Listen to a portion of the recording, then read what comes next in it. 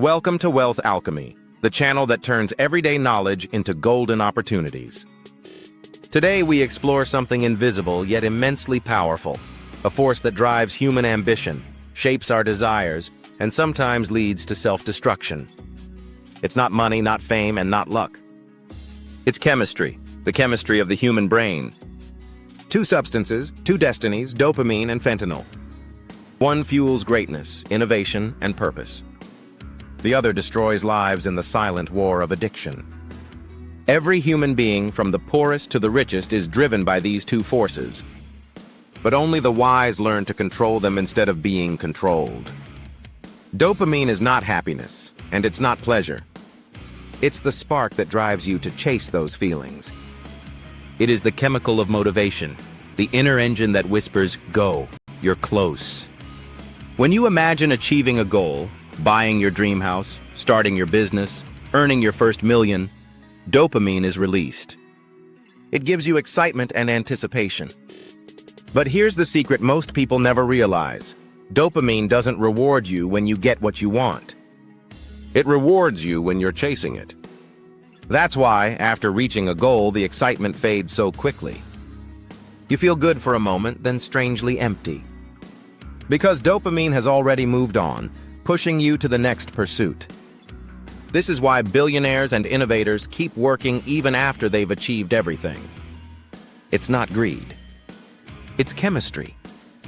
They've trained their brains to love the pursuit, not the prize. This is the true addiction of the wealthy, not to money or status, but to progress. The rich don't crave comfort. They crave momentum. They have mastered the art of channeling dopamine, keeping their motivation alive through purpose and challenge. Now let's talk about the opposite, fentanyl. Fentanyl is a synthetic opioid, a man-made chemical designed for pain relief. In the medical world, it's used carefully for patients in unbearable pain. But outside that setting, it becomes one of the deadliest substances on Earth. A few tiny grains can end a life. Why? Because fentanyl hijacks the same reward system that dopamine fuels. It floods the brain with pleasure, not earned, not built, just stolen. It tricks your brain into thinking you've achieved something extraordinary, even though nothing has been done. It's a fake victory, a counterfeit form of joy. Fentanyl bypasses the natural cycle of effort and reward. It skips the anticipation, the challenge, and the meaning, and gives you instant satisfaction. But it comes with a deadly cost. When the high fades, the brain crashes. The reward system weakens. The user feels emptier than before. And the only way to feel again is to take more. This is how addiction begins, not just to drugs, but to anything that gives pleasure without purpose. We call it digital fentanyl. Endless scrolling, fast food, gambling, social media likes, shallow entertainment. They all flood your brain with the illusion of reward. But they don't help you grow. They don't build wealth. They destroy your capacity to focus, create, and persevere. You don't need to take a drug to be addicted. Millions are already addicted to comfort, to distraction, to the fake pleasure that replaces real achievement. Every time you choose a shortcut instead of the climb, every time you escape instead of grow, you are feeding the fentanyl pathway in your brain. The rich, however, play a different game. They use dopamine wisely. They build routines and goals that keep their motivation strong. When they win, they don't stop. They set new targets. Their dopamine system stays healthy, constantly linked to effort and progress. That's why success seems to follow them. They are not chasing the high. They are chasing the process. The truth is, both dopamine and fentanyl speak the same language, pleasure. But they come from different worlds. Fentanyl says, take the pleasure now, skip the journey. Dopamine says, love the journey, and the pleasure will come naturally. One is a thief of meaning. The other is the builder of it. This is why purpose matters. When your goals are tied to a deeper meaning, to creation, contribution, mastery, dopamine becomes your ally. It energizes you. It makes you resilient. It keeps you learning, trying, building. Without meaning, dopamine turns chaotic. You start chasing random thrills, shallow wins, or artificial rewards. That's when people spiral into addictions, not always chemical but psychological. Look at any great creator or visionary. Their dopamine flows through purpose. Elon Musk doesn't work 100 hours a week because he needs another $1 billion. He does it because he's addicted to solving impossible problems. Warren Buffett doesn't keep investing because he needs more wealth. He does it because learning and decision-making feed his curiosity. It's the same pattern among athletes, artists, and inventors. They've learned that happiness is a byproduct of the chase.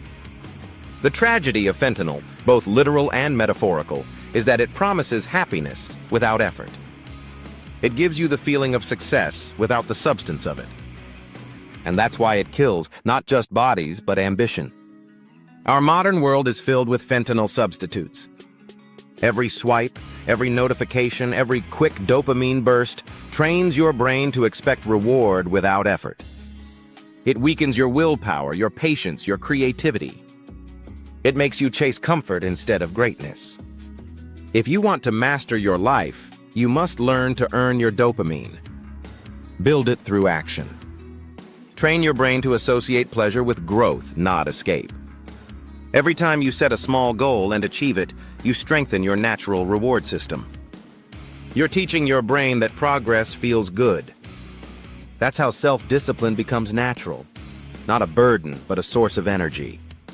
The difference between dopamine and fentanyl is the difference between creation and consumption. Dopamine drives builders, dreamers, and investors. Fentanyl drives addicts, consumers, and escapists. One expands your potential, the other erases it. Wealth isn't about how much you own. It's about how much control you have over your internal chemistry. The truly rich are those who can delay gratification, channel effort, and find joy in the climb.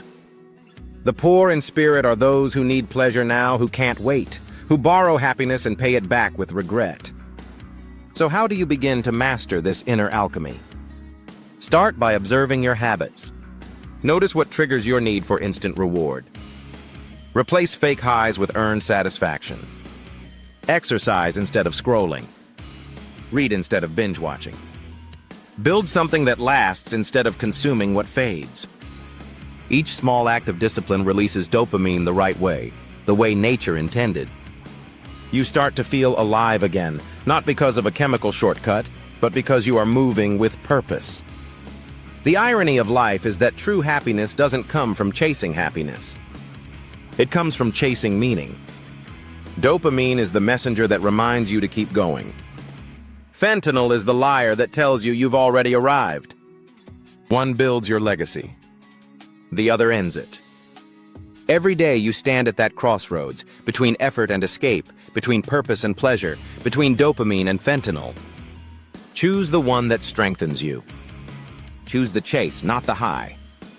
Because the richest person in the world isn't the one with the biggest bank account.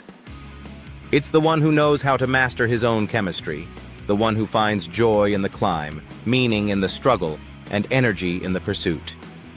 This is Wealth Alchemy, turning everyday knowledge into golden opportunities. If this message spoke to you, don't just like or subscribe, act on it. Build a goal. Set a target. Train your dopamine. Because the ultimate wealth is not in what you own, but in how you think, feel, and grow. I'll see you in the next episode. Until then, stay hungry, stay humble, and keep chasing the right kind of high, the one that comes from purpose, progress, and the power within your own mind.